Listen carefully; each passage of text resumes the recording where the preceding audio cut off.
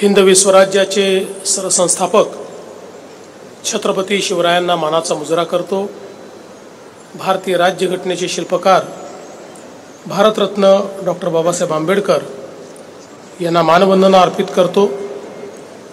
वंदे मातरमच्या या सार्धशती समारोहामध्ये मंचावर उपस्थित असलेले आमचे सहकारी श्री मंगलप्रभात लोढाजी, श्री आशिष शेलारजी, मुख्य सचिव श्री राजेश कुमारजी, अप्पर मुख्य सचिव श्रीमती मनीषा वर्मा, ज्यांनी अतिशय सुंदर वंदे मातरमचं गायन केलं, त्या पद्मश्री पद्मजा फिनाणी जोगळेकर, या ठिकाणी उपस्थित महाराष्ट्राचे सर्व प्रमुख अधिकारी आणि उपस्थित सर्व भगिनी आणि बंधूंनो, या कार्यक्रमाकरता विशेषतः आपले पूर्व सैनिक आणि स्वातंत्र्य संग्राम सेनानी देखील उपस्थित आहेत, त्यांचंही मी या ठिकाणी स्वागत करतो।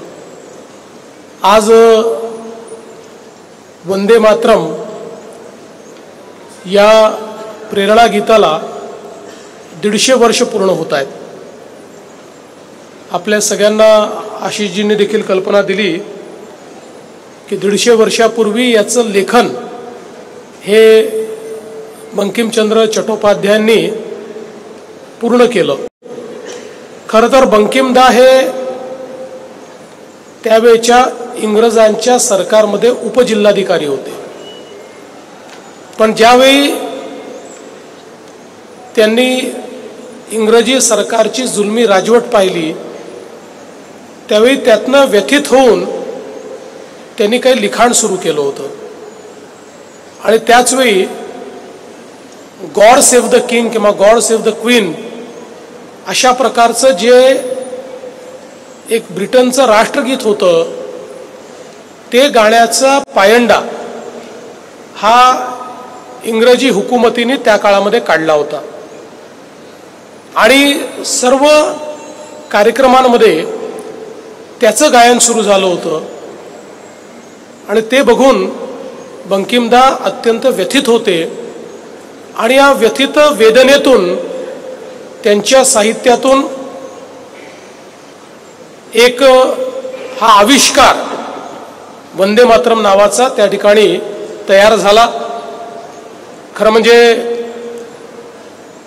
त्यांनी 1870 मध्ये लिखाण सुरू केलं होतं, पण हे जे काही पूर्ण त्यांनी केलं ते साधारणपणे 1875 ते 76 दरम्यान आणि आजच्याच दिवशी त्यांनी हे कार्य पूर्ण केलं होतं।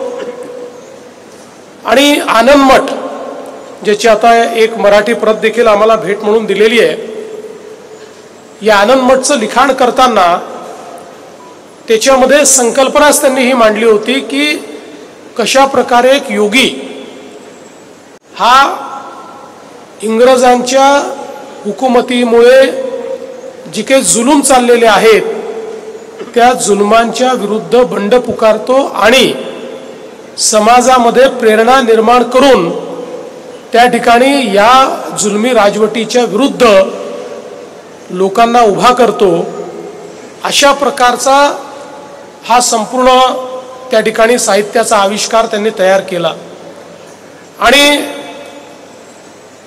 आपल्याला कल्पना आहे की ज्यावेळी काँग्रेसच्या अधिवेशनामध्ये रवींद्रनाथ ठाकूरांनी वंदे मातरम गायलं आणि ते गायल्यानंतर ते वंदे मातरम हळूहळू इतक्या मोठ्या प्रमाणात गाणं सुरू झालं, केवळ तेवढंच नाही तर वंदे मातरम हे घोषवाक्य तयार झालं आणि त्या काळामध्ये अनेक स्वातंत्र्य सेनानी हे पेपर काढत होते, न्यूजपेपर काढत होते, वर्तमानपत्र काढत होते, त्या सगळ्यांनी आपल्या वर्तमानपत्रावर वरती वंदे मातरम लिहिणं सुरू केलं आणि खरं वंदे मातरम हे राष्ट्रीय प्रेरणेचं गीत झालं ते वंगभंगाच्या चळवळीमध्ये।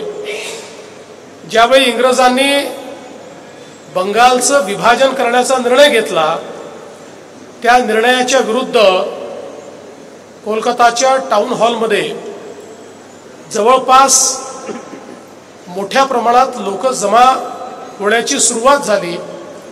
बघता बघता टाउन हॉल भरला, आजूबाजूची घरं भरली, रस्ते भरले। 30,000 लोक हे त्या ठिकाणी टाउन हॉल आणि आसपास दाटीवाटीने बसले होते।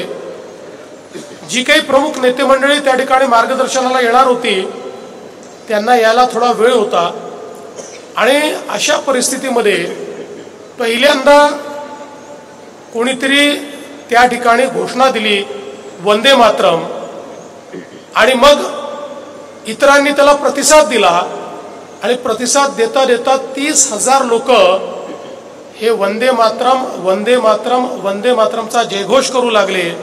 आणि त्यानंतर पहिल्यांदा सामूहिकरित्या 30,000 लोकांनी ते वंदे मातरम त्या ठिकाणी गायलं आणि त्यानंतर वंगभंग चळवळीचं एक प्रकारे प्रेरणा गीत, संघर्ष गीत हे वंदे मातरम झालं। त्या दिवसापासनं सगळीकडे इंग्रजांच्या विरुद्ध वंदे मातरम म्हणत लढा सुरू झाला। रोज सकाळी प्रभात फेऱ्या निघायच्या, त्यामध्ये वंदे मातरम, कार्यक्रमांमध्ये वंदे मातरम, आंदोलनामध्ये वंदे मातरम, हल्ला केला तर वंदे मातरम। अशा प्रकारे या वंगभंग चळवळीला त्या ठिकाणी खंडित करताना वंदे मातरमने संपूर्ण त्यावेळेचा जो समाज होता त्या समाजाला एकत्रित करून एका घोषवाक्याच्या खाली आणलं आणि जात धर्म पंथ सगळं विभाजन विसरून संपूर्ण भारतीय हे एकत्रित आले आणि त्यांनी वंदे मातरमच्या अधिपत्याखाली या वंगभंग चळवळीचा मुकाबला केला। आणि तेव्हापासनं एक प्रकारे राष्ट्रगान म्हणून वंदे मातरम प्रस्थापित झालं। त्यानंतर आपल्याला माहिती आहे स्वातंत्र्य संग्राम सेनानी ज्यांना त्या ठिकाणी फाशी झाली ते फाशीवर जातानाही वंदे मातरम म्हणायचे। वेगवेगळ्या प्रकारे ज्या काही संस्था त्या काळामध्ये तयार झाल्या, मग अगदी अहिंसेतून आपल्याला स्वातंत्र्य प्राप्त करायचं आहे असे म्हणणारे या देशातले जे नेते होते त्या नेत्यांकरताही वंदे मातरम हेच महत्त्वाचं घोषवाक्य झालं। तर क्रांतिकारकांना दिशा देणाऱ्या लोकमान्य टिळकांपासनं तर पलीकडे क्रांतिकारकांची एक संपूर्ण जी मांदियाळी तयार झाली, या संपूर्ण मांदियाळीने वंदे मातरमलाच आपलं घोषवाक्य केलं आणि वंदे मातरम हा एक प्रकारे स्वातंत्र्याच्या परवलीचा शब्द तयार झाला। आणि मला असं वाटतं की या स्वातंत्र्य लढ्यामध्ये खूप मोठं योगदान वंदे मातरमने दिलं। 1907 साली ज्यावेळी पहिल्यांदा स्वतंत्र भारताचा झेंडा कसा असेल हा झेंडा तयार करण्यात आला, त्या झेंड्यावरही त्या ध्वजावरही वंदे मातरम लिहिण्यात आलं। महात्मा गांधी आपल्या प्रत्येक पत्राचा समारोप हा वंदे मातरमनी करायला लागले आणि त्यातून खऱ्या अर्थानं वंदे मातरम एक प्रकारे आपलं राष्ट्रगान म्हणून त्याच वेळी पूर्णपणे लोकांमध्ये रुजलं। आपल्याला माहिती आहे की भारताच्या संविधानाच्या निर्मितीनंतर त्यावेळी 2 मतप्रवाह होते। एक मतप्रवाह होता की जनगण मन हे आपलं राष्ट्रगान असेल, दुसरा मतप्रवाह होता वंदे मातरम असेल। त्यावेळी संविधानकारांनी हा निर्णय केला की दोन्ही आपले राष्ट्रगान असतील। जो सन्मान जनगण मन या राष्ट्रगीताला मिळेल तोच सन्मान वंदे मातरम या राष्ट्रगानाला मिळेल, अशा प्रकारचा निर्णय त्या काळामध्ये घेतला। आणि म्हणून आपल्या संविधानाने राष्ट्रगानाचा दर्जा हा या ठिकाणी वंदे मातरम या गीताला दिलेला आहे।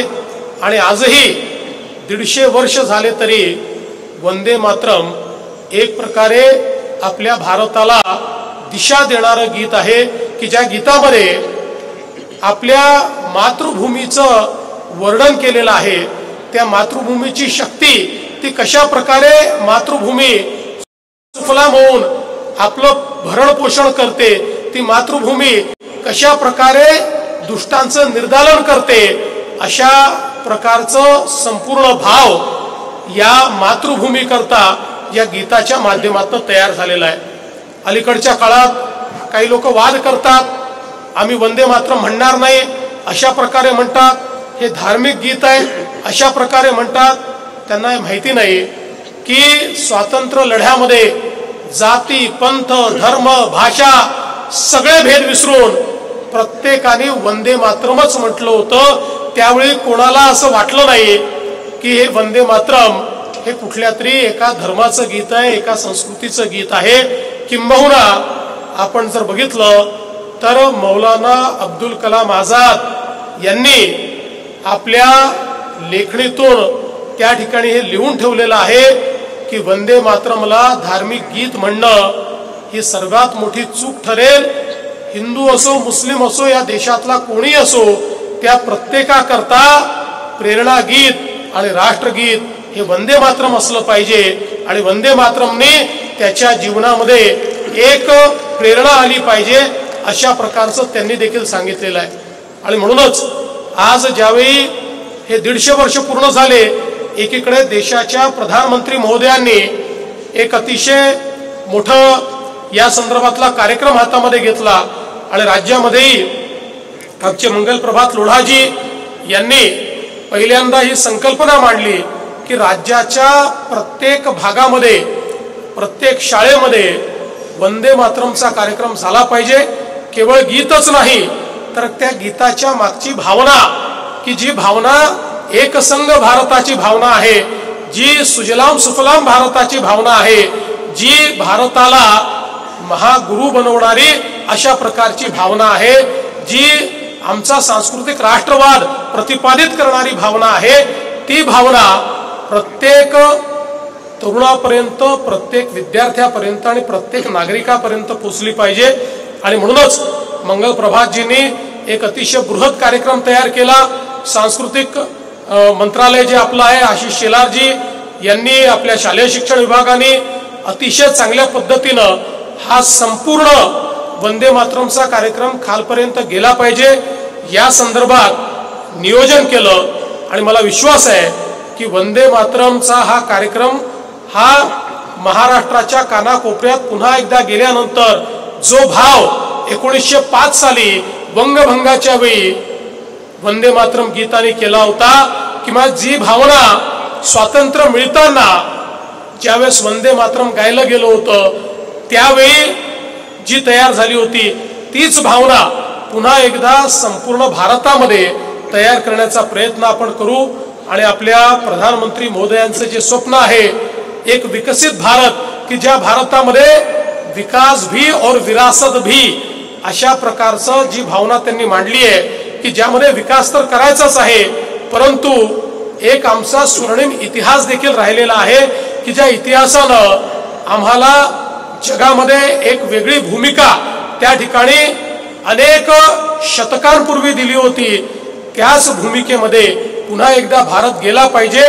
विश्वाला मार्गदर्शन करणारा भारत, नालंदा आणि तक्षशिला सारख्या विश्वविद्यालयाच्या माध्यमातून जगाला ज्ञान देणारा भारत, भगवान गौतम बुद्धाचं तत्वज्ञान संपूर्ण विश्वात नेणारा भारत, अशा प्रकारचा भारत हा पुन्हा तयार करण्याकरता विकास भी और विरासत भी अशा प्रकारची जी भावना प्रधानमंत्री महोदयांनी मांडलेली आहे, त्याच्याकडे वाटचाल करण्याकरता संकल्पबद्ध होण्याचा दिवस म्हणजे आजचा दिवस आहे। तो संकल्प म्हणजे वंदे मातरम आहे। आणि म्हणून आपण सगळे या वंदे मातरमचा सन्मान करूया, अंकिमदांचा सन्मान करूया, त्यांच्या चरणी नतमस्तक होऊया, एवढंच या निमित्ताने बोलतो। आता थोड्याच वेळात माननीय प्रधानमंत्री महोदय देखील आपल्या समोर या ठिकाणी वंदे मातरमच्या संदर्भात आपले प्रेरणापुंज मांडणार आहेत। त्यामुळे आपला जास्त वेळ न घेता आपल्या सर्वांना या दिनाच्या मनपूर्वक शुभेच्छा देऊन मी माझे 2 शब्द संपवतो। जय हिंद, जय महाराष्ट्र, वंदे मातरम। आपल्या स्फूर्तिदायक